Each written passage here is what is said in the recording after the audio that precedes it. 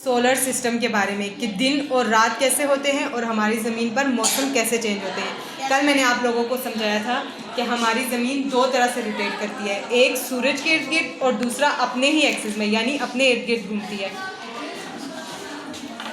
अपने इर्द गिर्द घूमती है। जब वो सूरज के इर्द गिर्द घूमती है तो उससे मौसम बदलते हैं और जब वो अपने इर्द गिर्द घूमती है तो उससे दिन रात होता है। हम प्रैक्टिकली ग्लोब में देखेंगे कि दिन और रात कैसे होते हैं।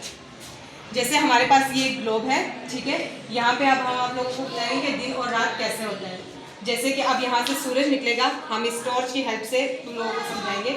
जैसे अब ज़मीन का ये वाला पार्ट सूरज के सामने है और सूरज यहाँ से अपनी रोशनी ज़मीन पर फेंक रहा है, तो सूरज ज़मीन के इस एरिया पे अभी दिन होगी क्योंकि यहाँ सूरज की रोशनी पड़ रही है। सूरज नहीं घूमता, सूरज अपनी जगह पर ही रहता है, हमारी ज़मीन ही रोटेट करती है। पकड़ो इसे।